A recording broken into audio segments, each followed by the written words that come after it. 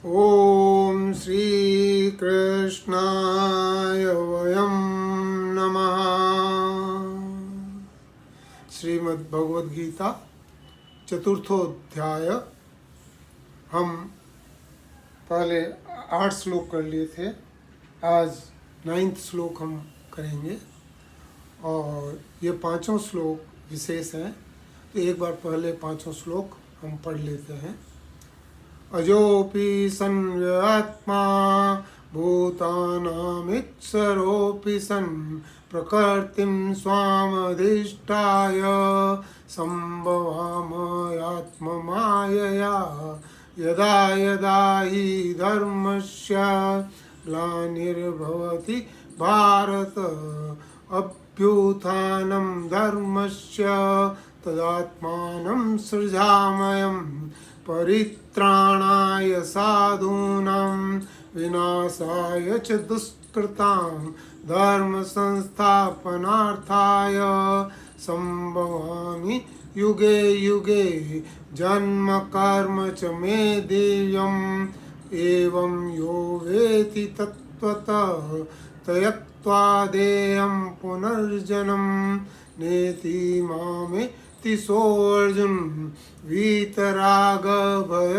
क्रोधा मनन्मया मामुपाश्रिता बहवो ज्ञान तपस्सा पूता मद्भावमागता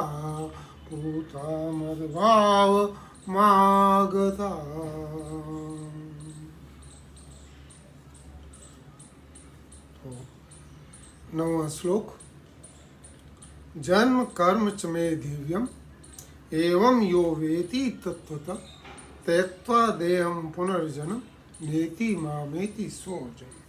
भगवान कहते हैं कि मेरे जन्म और कर्म दिव्य हैं और जो इनको तत्वतः जैसा है वैसा जान लेता है वो त्यक्त्वा देहं पुनर्जन्म नेति मामेति सोऽर्जुन, वो अपनी देह को त्याग करने के बाद वापस इस संसार में नहीं आता है। तो ये यहाँ पर भगवान एक गारंटी दे रहे हैं कि तुम अगर तत्वतः मेरे जन्म और कर्म को मान लेते हो, मेरे जन्म और कर्म को समझ जाते हो, तो फिर इस संसार में पुनः नहीं आना पड़ता है। यही हमारा शुरू से पहले अध्याय से हमारा उद्देश्य यही था। तो यहाँ पर 5 प्रश्न उठ खड़े हो जाते हैं। पहला तो है कि ये दिव्य क्या चीज़ है, दिव्य किसको कहते हैं, जन्म दिव्य कैसे है, कर्म दिव्य कैसे हैं और इसको तत्वतः कैसे जाना जा सकता है। और फिर आप बोलते हैं कि पुनर्जन्म, तो ये पुनर्जन्म क्या है। तो ये 5 क्वेश्चन उठ के खड़े होते हैं और इन 5 क्वेश्चन का आज हम निदान करने की कोशिश करेंगे और हम जानने की कोशिश करेंगे कि कैसे ये होता है। पहले तो हम चलते हैं दिव्य के ऊपर।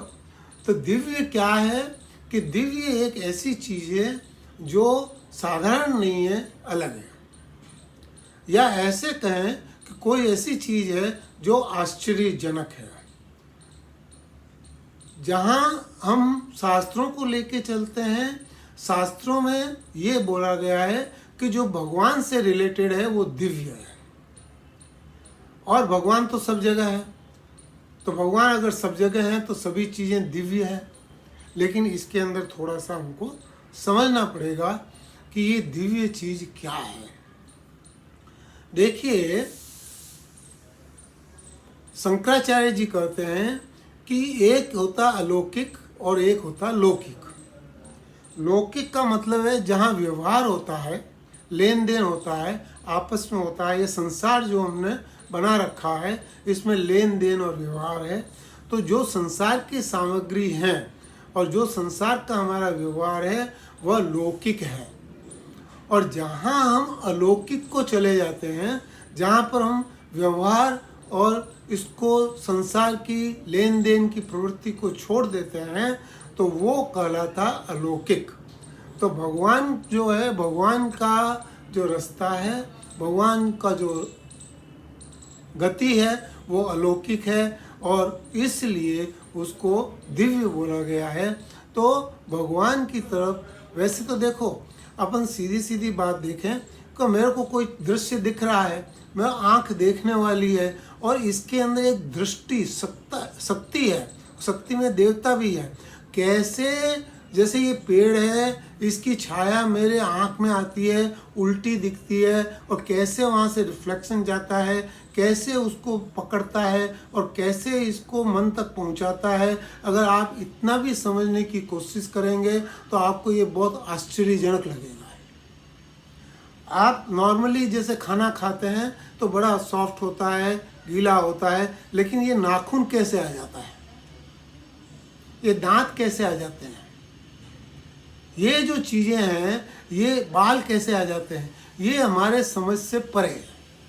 कई चीज़ें हैं जो हमारे समझ से परे है, लेकिन हम उनको देखते हैं तो देखने के कारण हमको वो सामान्य लगता है तो ये अलौकिक है, लेकिन हमको ये सब सामान्य लगता है और हम समझते हैं कि ये सामान्य है। लेकिन अगर आप किसी भी चीज़ को देखेंगे तो आपको समझ, जंतु, जानवर, पशु, पक्षी, और जैसे चमगादड़ है, चमगादड़ अपने क्या करती है, वो अपना शिकार कैसे ढूंढती है कि वो एक वेव फेंकती है, वो वेव वापस रिसीव करती है और उसके अंदर वो शिकार ढूंढती है। और ये आश्चर्यजनक चीज़ें नहीं है क्या? ये सारी आश्चर्यजनक चीज़ें हैं, ये बड़ी विशेष चीज़ें हैं और हर परिस्थिति में हर जानवर को, हर पशु को, हर पेड़ पौधे को भगवान ने अपना पूरा संरक्षण दे रखा है और उसको पूरा अपने आहार विहार के लिए जितना भी उसको चाहिए वो सामग्री उसको दी हुई है और वो अपना उसके अंदर पोषण करता है।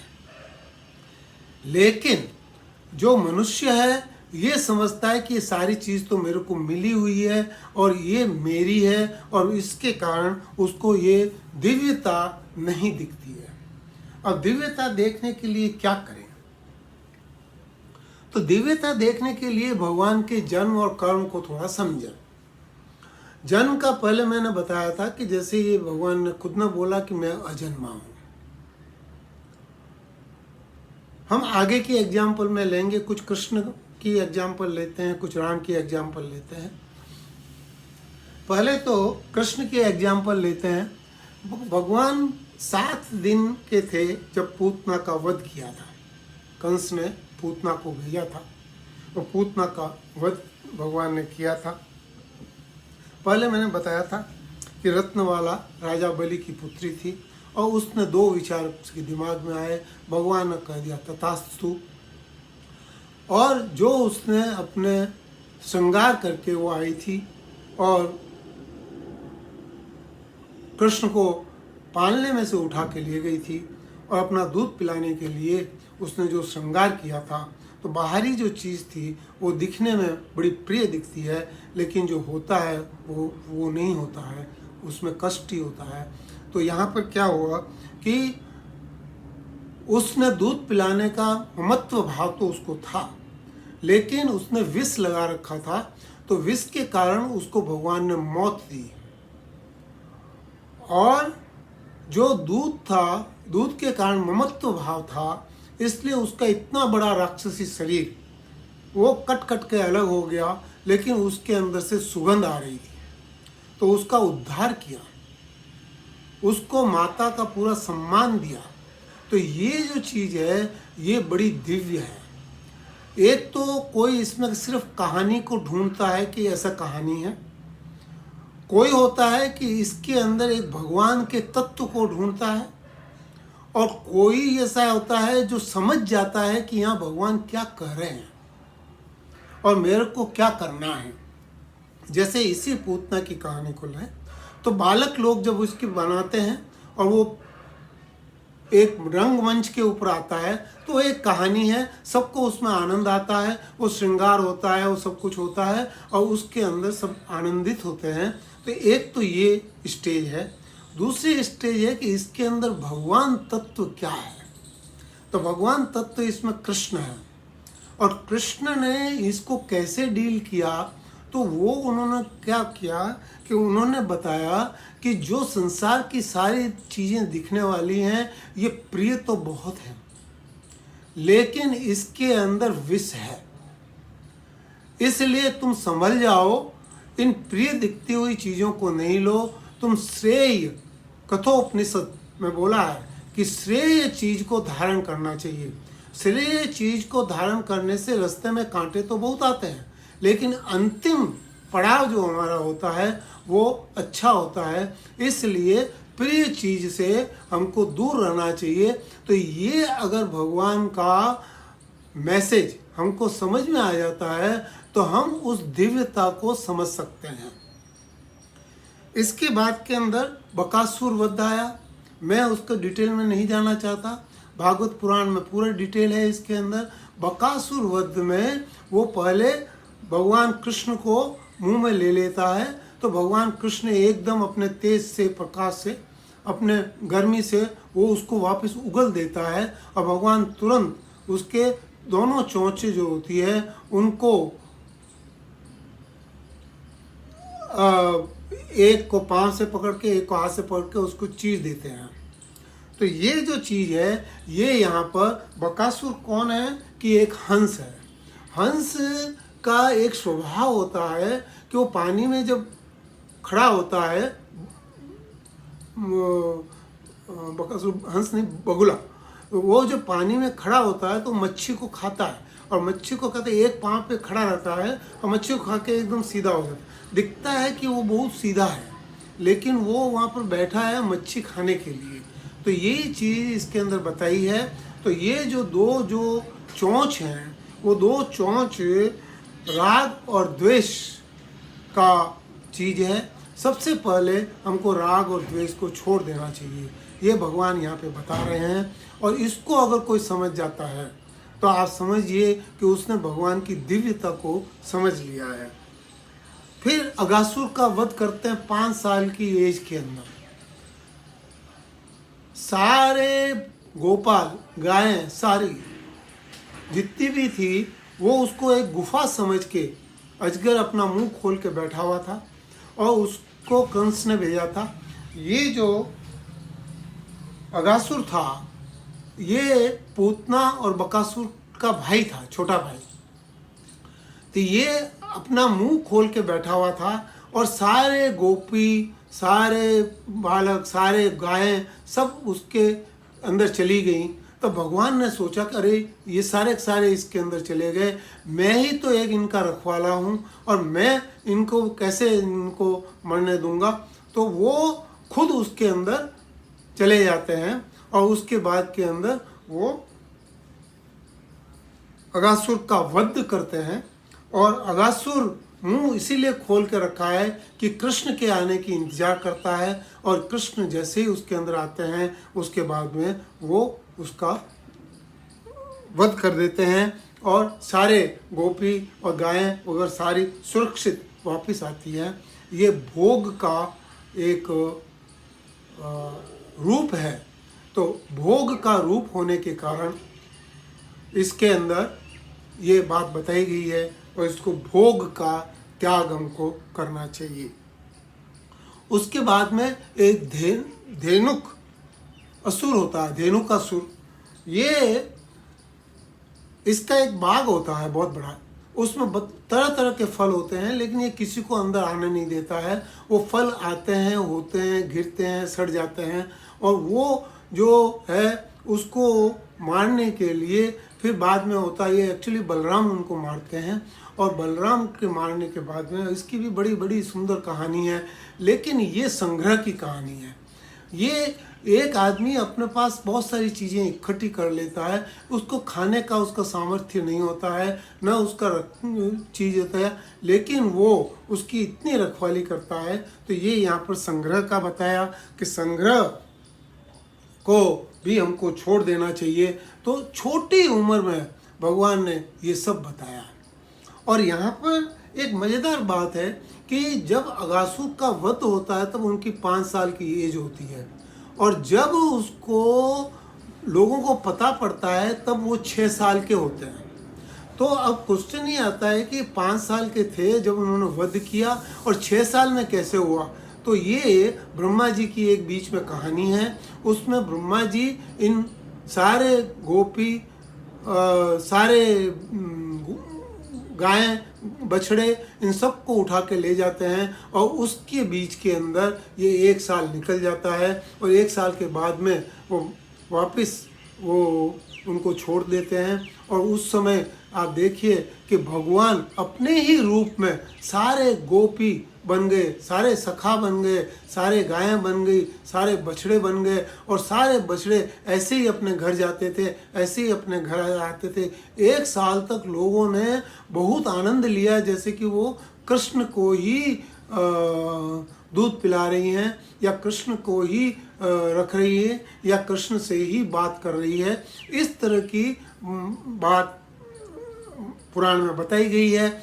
और ये जो चीज़ है ये 1 साल के बाद में जब वो वापस आते हैं, ये बीच के क्षण में जो अगासुर की जो कहानी थी, वो अगासुर की कहानी जब वो वापस वो आते हैं तब वो वहाँ ब्रजवासियों को सुनाते हैं।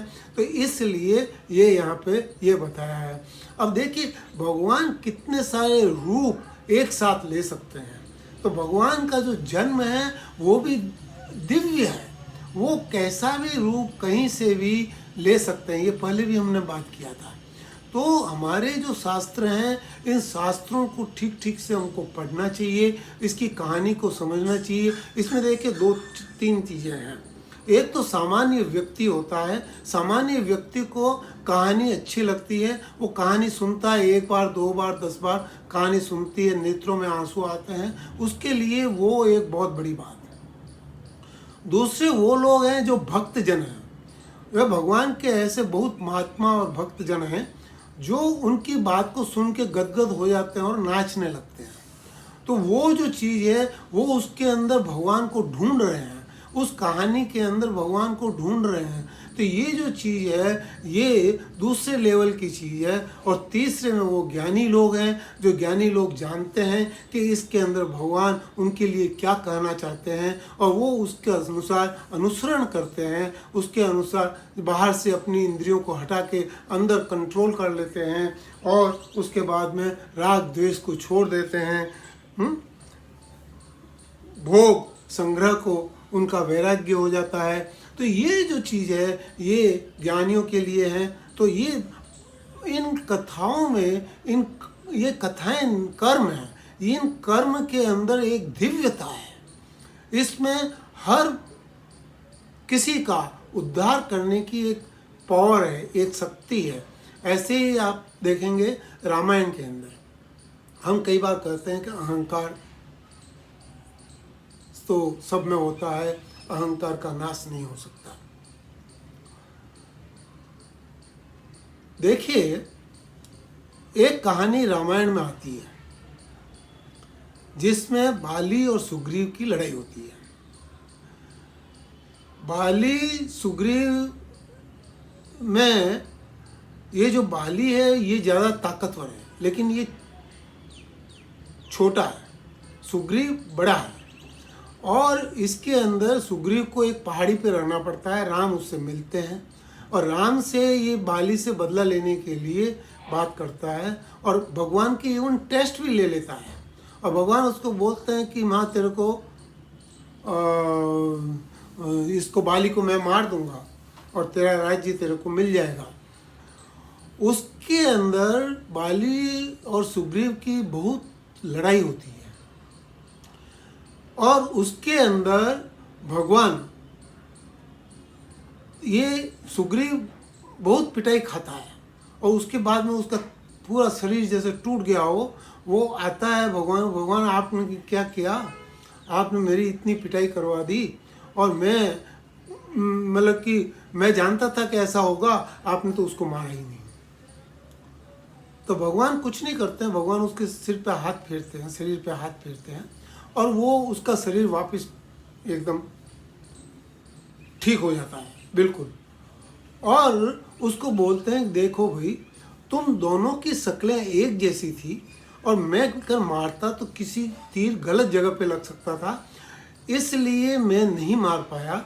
लक्ष्मण को बोला, लक्ष्मण इनके गले में एक माला पहना दो। एक माला पहना दी। बोले अब तुम जाओ। बोले मैं फिर मरूंगा। बोले नहीं, इस बार तुम नहीं मरोगे, तुम जाओ। ये क्या है? ये अहंकार हमारा जो होता है, ये अहंकार हमारे से बड़ा हो जाता है और इस अहंकार को हम नहीं मार सकते। जैसे सुग्रीव बाली को नहीं मार सकता, बाली अहंकार का रूप है और सुग्रीव एक जीव का रूप है और यहाँ पर भगवान है। तो जीव जब भगवान को अपनी तरफ ले लेता है तो उसके बाद में वो अहंकार का वध कर सकता है और उसके लिए भी उसको पूरा प्रयत्न करना पड़ता है। ये जितनी सारी चीज़ें हैं, इनको नष्ट करने के बाद में अहंकार का नाश होता है। तो जो अहंकार का नाश करने के लिए सुग्रीव को बाली से खूब लड़ाई करनी पड़ी। दूसरी बार भी अच्छी तरह से लड़ाई हुई थी और उसके अंदर भी उसके जैसे हाथ पांव सारे टूट गए थे, लेकिन फिर भी आखिर के अंदर भगवान ने, उसमें भी बाली सुग्रीव बोलता है कि आपने इतनी देर की। बोले कि भाई ये तो तुम्हारा, तो ये क्या है कि जो अहंकार हमारा होता है वो हमारे से भी बड़ा हो जाता है और इसलिए हम उससे लड़ाई सीधे सीधे नहीं कर सकते। हमको भगवान के सहारे के बगैर हम इससे लड़ाई नहीं कर सकते। तो यहाँ पर भगवान बता रहे हैं कि तुम्हारा अहंकार अगर तुमको तोड़ना है तो तुम मेरी कृपा के हकदार बनो, तुम मेरी कृपा के साथ ही तुम इस अहंकार को मार सकते हो। और यह यहाँ पर भगवान बता रहे हैं, इसको हमको समझना पड़ेगा। तो ये जो हमारे जितने भी पुराण और ग्रंथ हैं, ये 3 लेयर के हैं।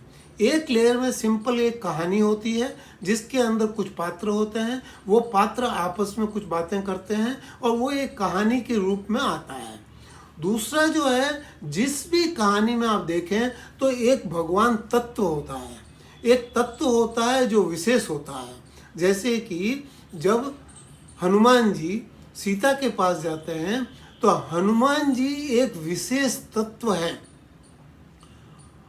वो बार बार सीता को विश्वास दिलाते हैं, सीता को विश्वास नहीं होता है। कई बार सीता बोलती है कि मेरे को तो विश्वास नहीं, तुम उन राक्षसों को मार सकते हो।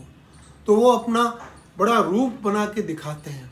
उसके बाद में भी वो सीता को फिर भी विश्वास नहीं होता है। जब वो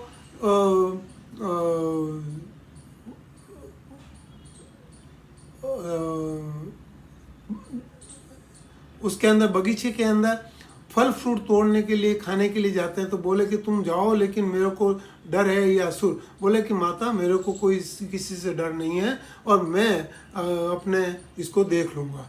तो ये तो भगवान को वो भी बोलते हैं कि राम का नाम लो और तुम फल खाओ। तो ये जो चीज़ है, ये इसमें हनुमान जो है यहाँ पर एक तत्व के रूप में है और उस तत्व को हमको सही सही तरह से समझना होगा कि ये भगवान की एक शक्ति है जो हम सब में कहीं न कहीं कुछ न कुछ समय में रहती है और कुछ समय हम ऐसा काम करते हैं जो नॉर्मल नहीं होता है। तो इस चीज़ को समझना चाहिए और अगर हम इसको समझ जाते हैं तो हम उस तत्व को विकसित कर सकते हैं, उस तत्व को बढ़ा सकते हैं, उस तत्व को बड़ा कर सकते हैं। तो ये जो चीज़ है, ये भगवान यहाँ पर बोलते हैं कि मेरे जन्म और कर्म दिव्य है। तो भगवान की ये लीलाएं पढ़ के, भगवान की ये सब चीज़ें समझ के और हमको समझ में आ जाएगा कि तत्वतः भगवान क्या कहना चाहते हैं। और उसको जब हमने समझ लिया, उसको सब हमने जान लिया। और समझना यह क्या है, दिमाग से समझने वाली बात नहीं है। यहाँ पर बात यह है कि समझ के हमको प्रैक्टिकल रूप में उसको परिणित करना है। प्रैक्टिकल जब तक हम उसको अपने स्वरूप में नहीं उतारते, हम उस चीज़ को अपने स्वरूप के अंदर नहीं उतारेंगे, तब तक उसका फ़ायदा हमको नहीं होगा। लेकिन अगर उसको स्वरूप में उतार दिया तो हमको फ़ायदा होगा, जो अगले श्लोक में हम बताएंगे। अगले श्लोक में जब भगवान बोलेंगे तो भगवान बताएंगे कि क्या इसका विशेष है। लेकिन यहाँ पर हमको ये समझना है कि हमको भगवान की इस विशेष शक्ति को, इस विशेष गुण को, इस विशेष बात को हमको समझना है कि जन्म और कर्म कैसे दिव्य होते हैं। और अगर ये हमको समझ जाए तो हमको जो आगे भगवान ने गारंटी दी है कि जो इसको समझ गया वो इस देह को छोड़ने के बाद पुनः जन्म नहीं लेगा, पुनर्जन्म नहीं लेगा। और यही हमारा पहले अध्याय का पहला जो हमने लेक्चर लिया था, प्रवचन लिया था, उसके अंदर हमने यही बताया था हमको कि इसी जन्म में हमको भगवान की प्राप्ति करनी है। तो ये जो हमारा उद्देश्य है, ये उद्देश्य हमारा पक्का होना चाहिए, ये उद्देश्य हमारा सही होना चाहिए, इसके लिए बराबर प्रयत्नशील होना चाहिए। और यहाँ पर तो एक दोहे में भगवान बता दिए कि तू अगर इसको ठीक तरह से समझ जाएगा तो तू इस जन्म से मुक्त हो जाएगा, इस मरण जन्म मृत्यु के चक्कर से मुक्त हो जाएगा। तो ये जो चीज़ है ये हमको ठीक से समझनी पड़ेगी। और क्यों लोग इतना इंटरेस्टेड होते हैं, क्यों कथाओं में, क्यों इसमें ज़्यादा इंटरेस्टेड होते हैं, इसका कारण भी आपको समझ में आ गया होगा। तो ये मैं जानता हूँ कि आप इस चीज़ को समझेंगे। लेकिन एक चीज़ है कि यहाँ पर हम कथाएं नहीं कर रहे हैं, यहाँ पर हम गीता की बात कर रहे हैं, यहाँ हम गीता से इन चीज़ों को समझने की कोशिश कर रहे हैं। और इसको अगर समझ में आएगा तो आपको कथाओं में भी प्रेम हो जाएगा, कथाओं में भी रस आने लगेगा। और ये जो कथाओं में रस आएगा तो आपको भगवान की विभूति का एक दृश्य देखने को मिलेगा। और ये जो चीज़ है ये आपको प्रेरित करेगी इसमें और आगे बढ़ने के लिए। और जब हम इसको अच्छी तरह से समझ जाएंगे तो हम इस जन्म में ही मुक्ति को प्राप्त हो जाएंगे, इस जन्म में ही मोक्ष की प्राप्ति हमको हो जाएगी। तो ये हमको समझना पड़ेगा, इसको हमको बार बार देखना पड़ेगा, बार बार, क्योंकि हमारी जो आदतें हैं ना, वो आदतें कई जन्मों से हमारा ये जन्म चल रहा है। तो कई जन्मों से चल रहा है, ये अभी इसके अंदर बताएंगे बाद में, कि कई जन्मों से हमारी एक प्रैक्टिस चली आ रही है कि हम भगवान की तरफ हमारा ध्यान जाता नहीं है, हम चाहते हुए भी भगवान की तरफ ध्यान नहीं जाता है। ये जो हमारी गड़बड़ है, इस गड़बड़ को हमको समझना चाहिए। और इस श्लोक में यही बताया है कि तू सारी चीज़ें छोड़ दे, तू भगवान की तरफ अपना ध्यान केंद्रित कर, क्योंकि ये जन्म और कर्म जो हैं यही दिव्य हैं। और इसको तू ठीक से समझ जा, इसको समझ जा तो तेरी मुक्ति अपना आप हो जाएगी। तो ये जो चीज़ है ये हमको समझना पड़ेगा। और मेरा ख्याल है कि हम थोड़ा बहुत इसके बारे में समझे होंगे, और ज़्यादा तो अब जैसे जैसे आगे बढ़ेंगे हम वैसे वैसे जानने की कोशिश करेंगे। राम।